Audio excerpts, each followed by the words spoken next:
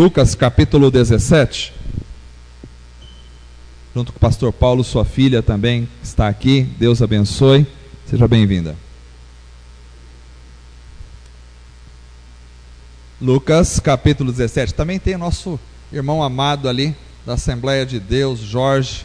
Deus abençoe sua vida, amigo nosso do coração, irmãozão amado, seja bem-vindo em nosso meio. Lucas capítulo 17, verso 11.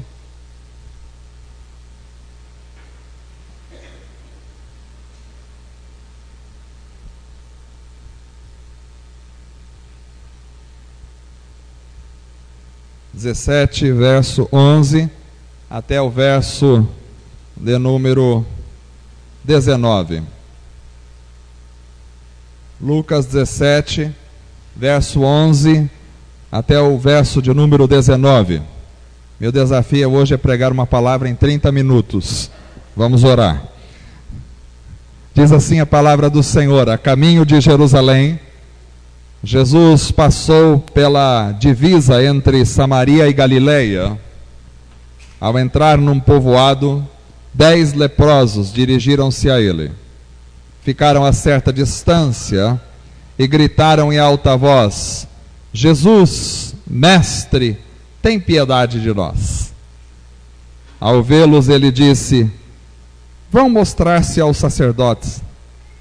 Enquanto eles iam, foram purificados. Um deles, quando viu que estava curado, voltou louvando a Deus em alta voz. Prostrou-se aos pés de Jesus e lhe agradeceu. Este era samaritano. Jesus perguntou: não foram purificados todos os 10? Onde estão os outros 9? Não se achou nenhum que voltasse e desse louvor a Deus, a não ser este estrangeiro? Então ele lhe disse: levante-se e vá, a sua fé o salvou. Amém. Graças a Deus. Vamos orar. Tenho aqui alguns pedidos de oração. Pai da nossa irmã Cleide, José Oliveira, sofreu um derrame, um infarto, está lá em São Paulo, internado. Vamos orar para que o Senhor coloque as mãos sobre ele. Vamos orar pela a dona Iraides, que é mãe do nosso irmão Marcos, fez uma cirurgia, extração de um tumor.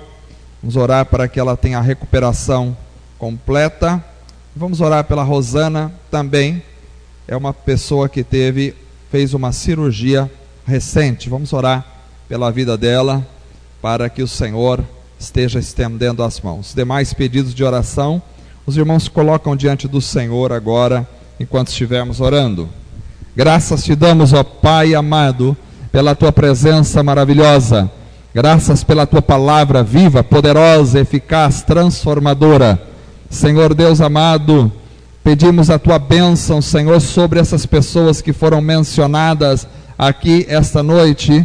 Pai da nossa irmã Cleide, ó Pai, que está lá em São Paulo, Senhor José Oliveira, o Senhor sabe o que ele tem passado, ó Pai, o Senhor sabe, ó Deus, dos problemas cardíacos, problemas de AVC e outros mais que ele teve. Pedimos a tua bênção sobre a vida dele, estenda as tuas mãos, ó Pai. O Senhor é poderoso para curar, para reverter qualquer quadro. Senhor, que ele possa conhecer o Senhor Jesus como seu único e suficiente Salvador, ter a alma e o espírito curado, liberto para a glória de Deus. Pedimos a bênção tua sobre a dona Iraides também, mãe do nosso irmão Marcos, ó Pai, que está se recuperando de uma cirurgia. Ó Deus, que o Senhor possa fortalecer a vida daquela mulher, que ela possa conhecer também o Senhor Jesus, se entregar a Cristo, viver para o Senhor Jesus, ó Pai. Senhor, que ela tenha recuperação completa, segundo a tua boa, perfeita e agradável vontade. Pedimos a tua bênção sobre a vida da Rosana também, ó Pai. O Senhor sabe o que ela tem passado, o tipo de cirurgia, as dores, ó Pai. Nós pedimos que o Senhor estenda as tuas mãos poderosas. O Senhor é Deus poderoso para curar, para libertar, para transformar. Deus amado, que a tua palavra que foi lida esta noite possa falar ao nosso coração, transformar a nossa vida, mudar a nossa alma e a nossa consciência, que possamos colocar a tua palavra em prática na nossa vida a cada dia. fazemos tudo para a honra e para a glória do Senhor Jesus. Em nome de Jesus, amém. Graças a Deus. Amados irmãos, estamos numa noite de festa. O culto a Deus expresso em nossa vida cotidiana, este mesmo culto se concretiza em nossas reuniões de celebração. Podemos chamar isso de culto, mas também sabemos que o culto é a nossa vida cotidiana, a forma com que agimos, a forma com que recepcionamos o mundo, a forma com que damos respostas à vida. O nosso comportamento, a nossa adoração contínua é um culto celebrado ao Senhor. Esta noite eu gostaria de, com os irmãos, enfocar os tipos de relacionamento que muitas vezes as pessoas estabelecem com o Senhor. Creio que Cristo nos salvou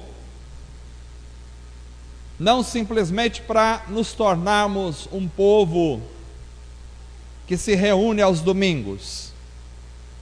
Creio que Cristo nos salvou não simplesmente para a gente ser um povo que anda para cima e para baixo, com Bíblia debaixo do braço, com roupa de crente, com terno e gravata, com sapato.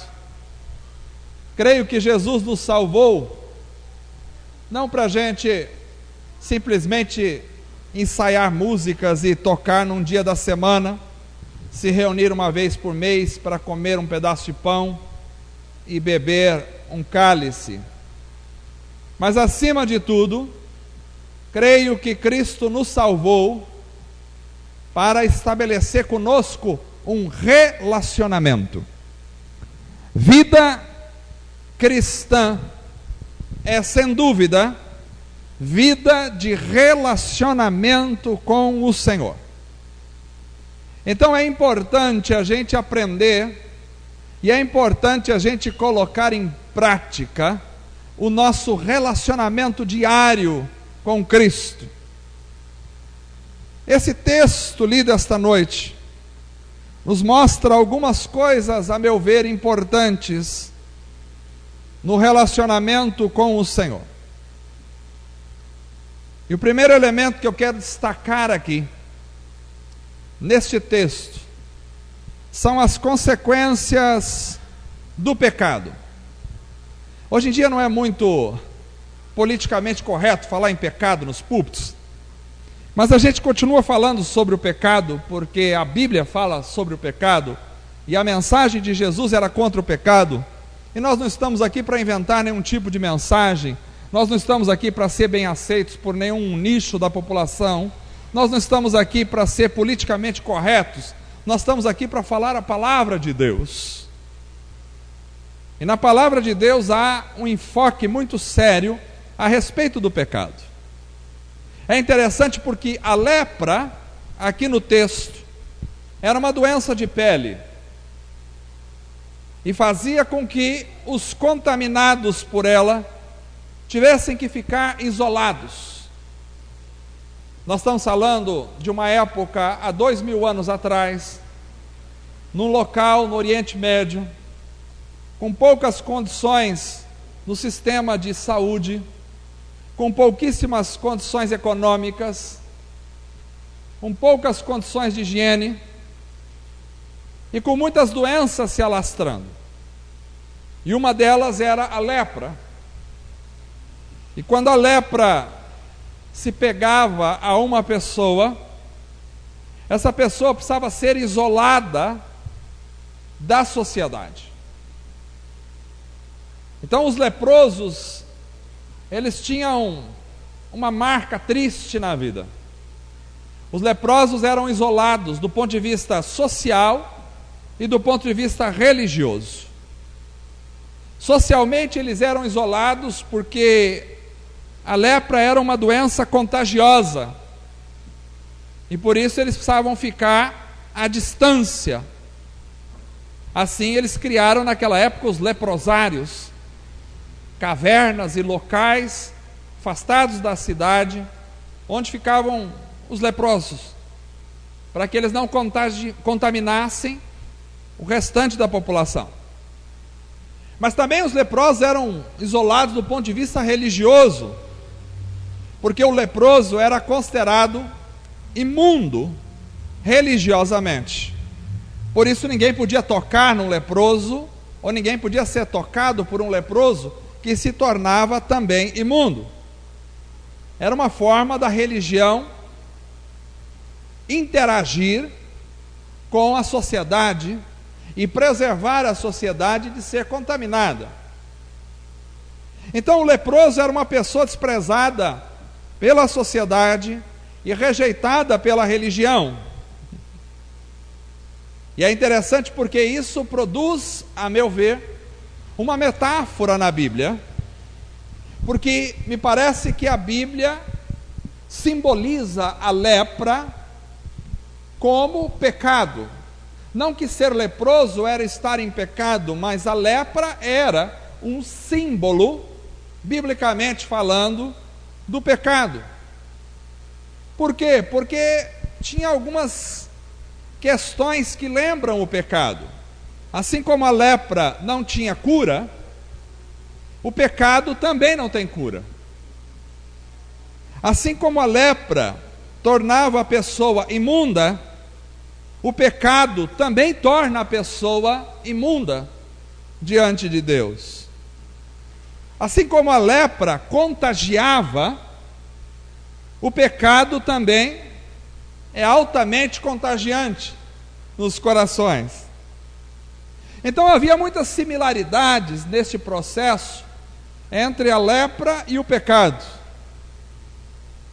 E é interessante porque nesse texto que nós lemos, nós temos 10 leprosos. Como se não bastasse um leproso ter toda essa discriminação e viver toda essa angústia, aqui nós temos 10 leprosos. Era uma comunidade de leprosos.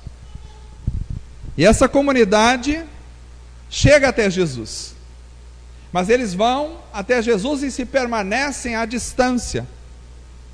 E à distância, porque eles não podiam se aproximar de Jesus. Eles não podiam se aproximar dos discípulos, da população, porque cerimonialmente eles eram impuros. Então à distância eles começam a gritar: Jesus, mestre, tem piedade de nós. Assim nós temos aqui então a realidade da lepra, que os mantinha à distância do Senhor. É uma outra metáfora do pecado. Porque assim como a lepra mantinha os homens distantes uns dos outros, o pecado mantém o homem distante de Deus. Por isso o texto parece nos mostrar que o pecado nos coloca à distância de Deus. Ou seja, uma das consequências do pecado é o distanciamento de Deus. Deus disse para Adão: no dia que você pecar, você vai morrer. E morte, no sentido teológico da Bíblia, significa separação. Ou seja, no dia que você pecar, você se distancia de mim, você fica longe de mim, você colhe a morte como resultado, porque em Deus está a vida, e quem se separa de Deus colhe a morte. Então uma das consequências do pecado é o distanciamento de Deus. Há uma ruptura entre Deus e a humanidade quando o pecado se estabelece. Há um distanciamento. E assim, a distância, devido à condição de impuros, aqueles homens gritavam para que Jesus os atendesse. Veja que a primeira consciência que a pessoa precisa ter é a sua condição diante do Senhor. Ou seja, enquanto não tivermos uma consciência, seres humanos, de que o pecado nos separa de Deus, de que o pecado nos torna impuros. E havia uma igreja no Apocalipse em que Cristo faz uma advertência séria àquela igreja, porque ela dizia: sou rico e de nada tenho falta. E Deus dizia: você não sabe, você não tem consciência de que és um pobre, cego, desgraçado e nu. A pior coisa que tem é uma pessoa não ter consciência da sua real condição. Aqui esses leprosos tinham consciência da sua impureza, tinham consciência da necessidade de distanciamento e tinham a consciência da sua necessidade, da sua carência. Por isso eles pediam: tem piedade de nós, somos carentes, necessitamos da tua intervenção. Então o pecado traz distanciamento e é necessário que o ser humano tenha a consciência da sua real condição diante de Deus, ou seja, pecador, impuro, distanciado e necessitado. Outro elemento importante que esse texto nos traz à memória é a ideia de que o Evangelho encerra todos, absolutamente todos, sem distinção, debaixo do pecado. Vejam vocês que o texto dá ênfase a um dos leprosos como sendo samaritano, estrangeiro. Isso significa que, no mínimo, os outros não eram estrangeiros, ou que, pelo menos, havia leprosos dentre os 10 que eram judeus, porque ele faz um destaque no fato daquele que voltou ser samaritano, ser um estrangeiro, enquanto os outros não voltaram. Isso é uma metáfora também que nos mostra que a lepra não poupa ninguém, tanto judeus como estrangeiros. No texto estavam suscetíveis à lepra e, contudo, ao pecado. E por esta ótica, nós podemos observar que, da mesma forma, o pecado não poupa ninguém. Ou seja, se tanto judeus quanto estrangeiros, e para o mundo judaico, o mundo da época era dividido apenas em 2 tipos de pessoas: os judeus e os não judeus. Os judeus e todo o resto do mundo. E nessa condição nós percebemos que a lepra atingia tanto os samaritanos quanto os judeus. Então isso nos mostra, por esta ótica, que o pecado não poupa ninguém, ou seja, não é uma raça pura entre nós, seres humanos, que não seja contaminado com o pecado. O Evangelho encerra todos debaixo do pecado. Ou seja, não há uma classe específica que possa se dizer livre do pecado, rico ou pobre, intelectual ou ignorante, famoso ou comum, todos estão debaixo do pecado. O pecado abarca todos os seres humanos e torna todos os seres humanos imundos diante de Deus. Ou seja, ninguém escapa do pecado, ateus ou religiosos, grandes ou pequenos, ricos ou pobres, pais de família ou delinquentes, corruptos ou trabalhadores honestos, todos, absolutamente todos, estão debaixo do pecado. A Bíblia diz que Deus olhou do céu à terra e não viu um justo sequer, nem judeus, nem gentios, nem brasileiros, nem argentinos, nem americanos, nem japoneses, todos estão numa condição igual diante de Deus. Todos são leprosos diante de Deus. Todos estão à distância de Deus.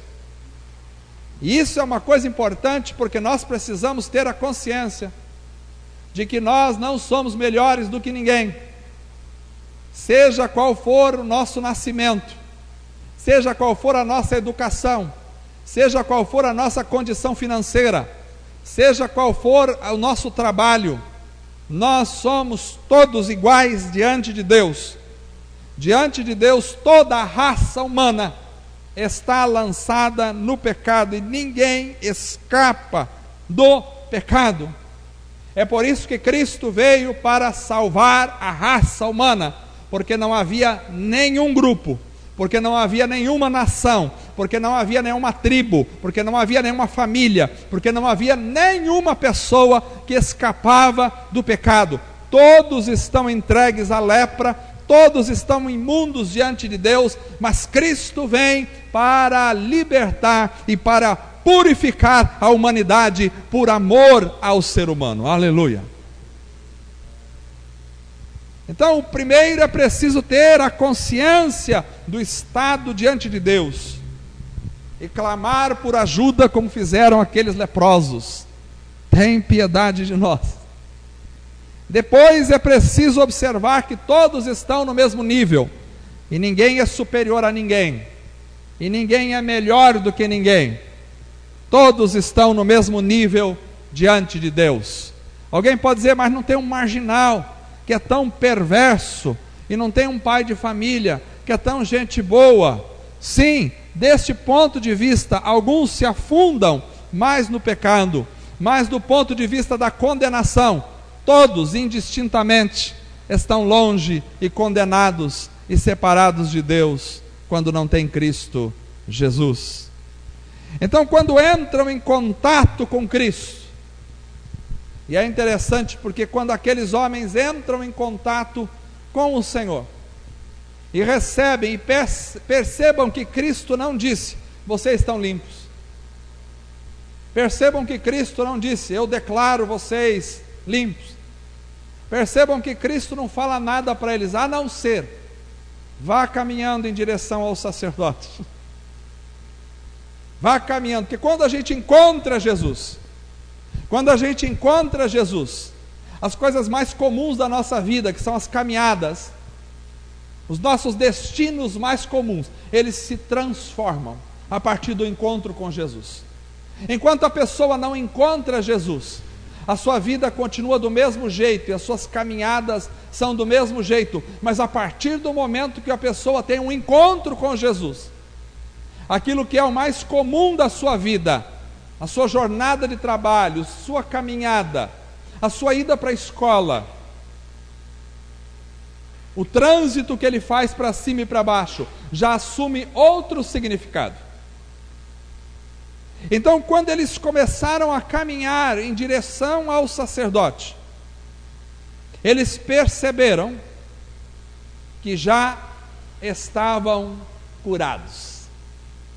Ou seja, eles atingiram o objetivo pelo qual eles tinham lutado. Eles atingiram a bênção que eles tanto queriam. 10 leprosos indo a caminho do sacerdote, para que o sacerdote fizesse a checagem e declarasse eles limpos, receberam a cura no meio do caminho. Mas dos 10, apenas um deles teve uma atitude diferente. E quando ele percebeu que estava curado, ele parou e ele retornou no caminho. E quando retornava, ele vinha glorificando e louvando a Deus. E quando encontrou Jesus, prostrou-se aos seus pés e lhe agradeceu. Este era um samaritano. Isso nos mostra que há um nível de vida mais profundo e mais maravilhoso para aqueles que querem se aproximar do Senhor. Ou seja, Jesus nos liberta, Jesus nos cura, para que possamos ter uma vida de relacionamento com Ele. Quando Jesus viu a atitude daquele samaritano, disse: não foram purificados todos os 10? onde estão os outros 9? Não se achou nenhum que voltasse e desse louvor a Deus, a não ser este estrangeiro. Então disse: levante-se e vá, a sua fé o salvou. Vejam vocês que 9 daqueles homens pareciam estar interessados somente na resolução de seu problema momentâneo. Dos 10, 9, ou seja, a grande massa, a grande maioria, isto é uma metáfora, é um ensino para a vida. Me parece que a grande maioria da população está na realidade interessada, quando busca Deus, está na realidade interessada tão somente em resolver os seus problemas sociais, culturais, religiosos, cotidianos. Dos 10, 9 receberam a cura e disseram: pronto, era isso que a gente queria, era a bênção, a gente queria a bênção, já recebemos a bênção, vamos embora cada um para casa tranquilamente. Mas um disse: recebi a bênção, mas existe algo mais, eu quero retornar, eu quero estar aos pés do abençoador. Amados irmãos, uma coisa é receber a bênção, outra coisa é estar aos pés de Jesus. Que tipo de relacionamento nós queremos com o Senhor? Tem gente que vem à igreja, mas tudo o que ela quer é somente a bênção. É a cura por uma enfermidade, ou é um emprego que está faltando, ou é um casamento que não chegou, ou é um filho que ele gostaria de ter, ou é uma filha que está com um problema, ou é uma dificuldade lá no serviço, ou é uma dificuldade lá em casa, com a esposa, com o marido. Tudo o que ele quer na realidade é resolver o problema. Me parece que de alguma forma a grande maioria se assemelha àqueles 9.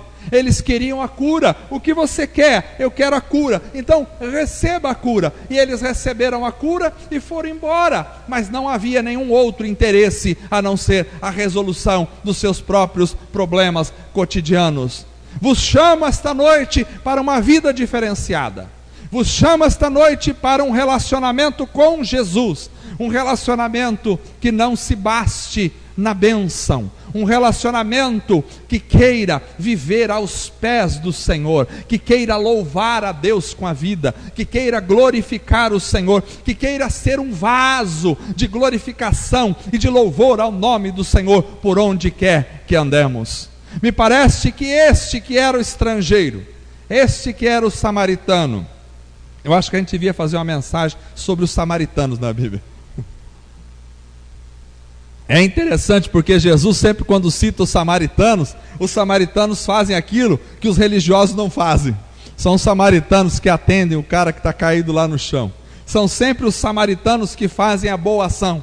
E é este samaritano, é o estrangeiro, porque aqueles que são religiosos, mas que nunca se encontraram com o Senhor, tudo o que eles querem é um benefício aqui na terra. Mas o samaritano, aquele que é desprezado muitas vezes pela maioria, aquele que é rejeitado por todos, mas não guarda rancor no seu coração, este é aquele que vem para o relacionamento.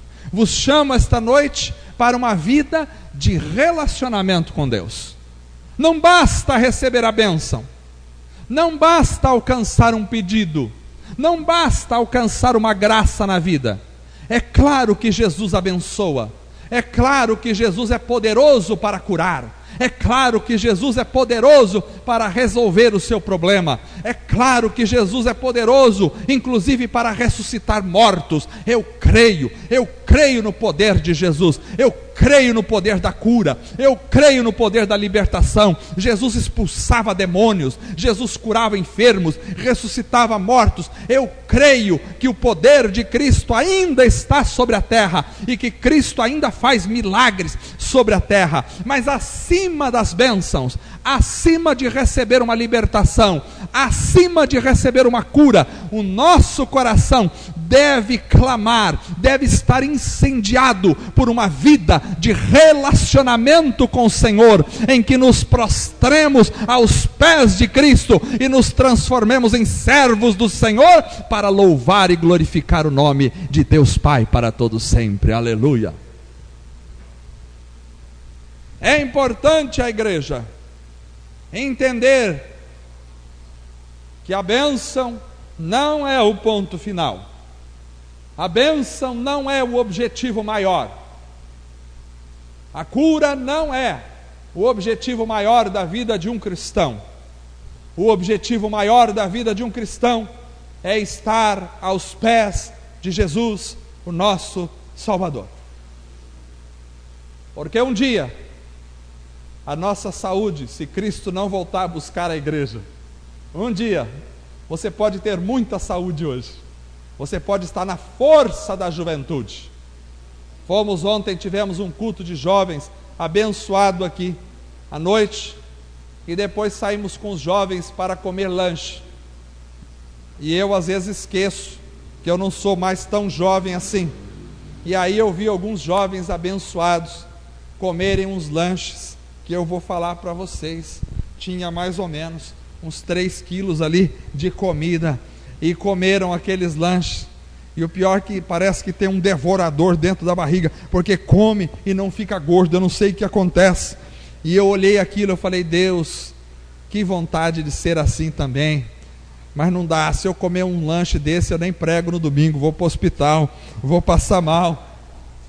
Mas fique tranquilo, a sua saúde e a minha saúde, ela vai passar um dia, se Cristo não voltar para buscar a igreja. Você pode ser curado hoje, mas depois você terá um outro problema, porque o envelhecimento é um fato para todos nós, e aqueles homens aos quais Jesus curou, aqueles 10 leprosos, com certeza eles morreram depois de outras coisas, ou de acidentes, ou de outras doenças, ou de outros problemas, eles voltaram a ter problemas e acabaram morrendo. Mesmo Lázaro, que foi ressuscitado, ele acabou tendo algum problema, e depois acabou morrendo novamente, porque o foco não é a cura do corpo físico, o foco não é a bênção do corpo físico, o foco é a cura da alma, é a transformação de um ser, é quando você transforma um ser humano em um servo de Deus, que está aos pés de Cristo Jesus. Aleluia, graças a Deus.